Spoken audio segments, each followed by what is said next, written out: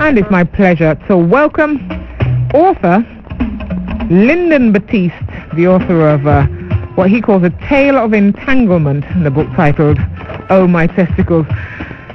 Good morning to you, Lyndon. Hi, good morning. How are you? I am well, except that what a name for a book.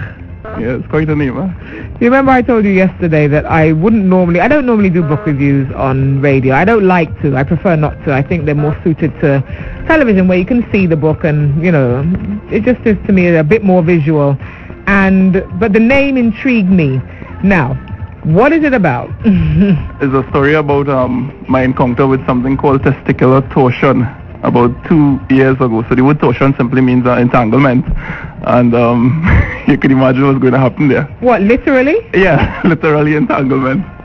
Lyndon, now tell us, without offending the kiddies, right, or making parents have to switch their radios off, how you became entangled. Because you said it's literal, right? Yeah, it's literal. I could go into that a bit more. What it is, I was doing some painting. So the story opens where I'm painting, and I take a kind of deadly lead against the ladder. And what it is happening with testicular torsion is that the spermatic cord literally kinks. This is like a hose where water isn't coming through, and if the blood doesn't go to the scrotum, you could literally lose your testicle like in about 8 minutes time. When you say lose it, it'll become dead. It won't fall off, but I mean... No, it won't fall off. You have to go and remove it through surgery. You have yours in place? Yeah. No, I'm just asking because I don't know where this story ends. You'll have to read the book to find out. Lyndon, no! You're not going to tell me? Well, of course I'm not going to tell you. Well, what trouble is this? You can imagine that soul has to buy and read the book to know if it's in place?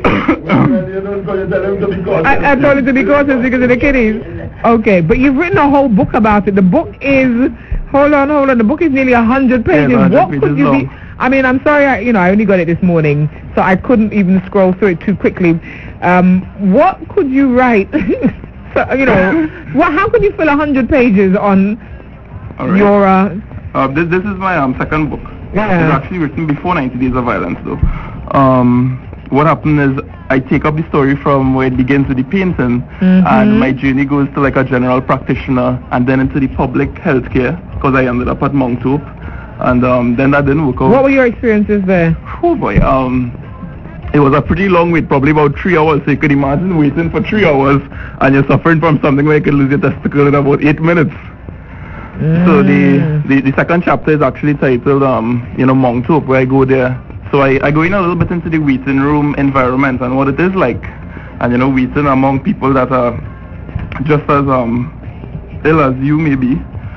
And after about 4 hours, when I wasn't getting any, my name wasn't called over the address system, we decided to go on to the private healthcare facility. So the story it takes a turn there at that point in time. Can I tell people how it ends? No, you can't. Okay, so you see, you're not telling me whether you still are armed or unarmed or disarmed. But suffice it to say, it was a horrible enough experience for you to decide to put pen to paper. Yeah. Well, at the point in time, as I said, I wrote it within 2 weeks, so I haven't modified the story a lot since then because I didn't want to lose the essence of what happened 2-3 years ago. Right. I think though as time went by, I started seeing the funny side of the event, if I could say such. Yeah. Thing. I don't that's think why I decided to publish it. I don't think any man, when you speak about appendages on men, they squirm. Yeah, and it's not something that they talk about openly either. Yeah. It tends to be more hear women talking about things regarding breast cancer or surviving menopause, but men tend to be more reluctant to discuss, So testicular torsion is a fairly common happening? It's not? No, actually a lot of the doctors I encountered down here were unfamiliar with it. Oh, really? Yeah.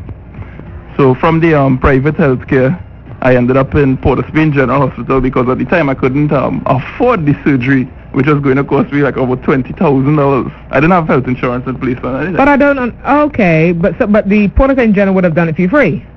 Yeah. No, Yeah. Well, if it worked out, If it what? What do you mean? No, like I checked in from the private healthcare. I went to Port of Spain General Hospital. Right. Oh. And okay. Immediately, there were a lot of Nigerians, I believe, and Filipino nurses there at the point in time, and I'm getting a lot of mixed reviews. Some people walking up and saying you need to lose your testicle. Another guy is saying no, there's nothing wrong with you. You have an infection. Yet from casualty, I ended up in the surgical ward.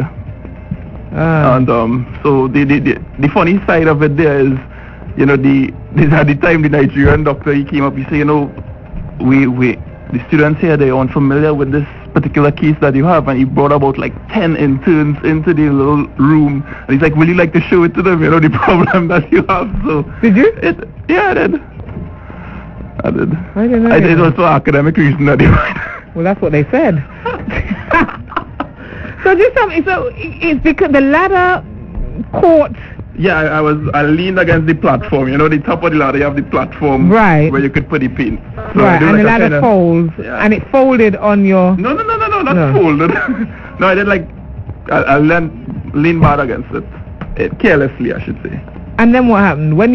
I'm still trying to understand how it came to... That's an interesting question. What, you don't know yourself? I don't know myself, and I wouldn't like to try it again. Well, all you know is that you felt searing pain? Yeah. I felt searing pain, suffered it for the night, and then went on to the general practitioner. Oh, you didn't know to go to and see about it immediately? I didn't. My mom and dad weren't home at the time, so I just I took it for granted. Men tend to do that at times. So I just took it for granted, and it kept escalating. So who told you, listen, you need to be in the hospital? You need to go? The GP that I went by. Oh, I see, because it was still really hurting. Yeah. I feel sorry for men, I do. You see, you have this thing that is like a protuberance. What is it, protuberance? It protrudes, so it's always vulnerable, it's always out there. Women, we don't have those problems. Lyndon, you also have another book, as I touched on quickly, called 90 Days of Violence, which is about what? That's, I have a lot of different protagonists and antagonists in that story. The story, like for instance, I have a fictitious prime minister, and in the story what happens is one ton of cocaine goes missing, and it's kind of like the race for it. So like anyone wants more information, you could check out my website, which is potbake.com. Okay, so this is a novel. Yeah, this is it's a work of fiction. Yeah. Any similarities to anybody? If you look at the back of the book, you might be able to see them. Yeah. All right. All right, so give your website again. Potbake.com. Okay, and where's the book available? Where are both books available? The first is available in Charles Bookstore in Trinity. What, that's 90 Days of Violence? Yeah, and I'm bringing in some copies of this by next week. Yeah. Which will be available at Charles in Trinity. I do promotions there as well. Oh, this is Oh My Testicles you're talking about. Yeah, and you can get it on Amazon.com.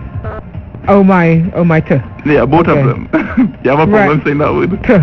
No, well, I said it too many times already. I started calling you the Testes man when I was talking to my assistant, a girl. I said, the Testes man is coming to Power 106. Is that the plural for testicles, Testes? I think so, yeah. Oh, yeah, right, so you're the Testes guy. All right. Lyndon, thank you so much. All right, thanks very much. All right.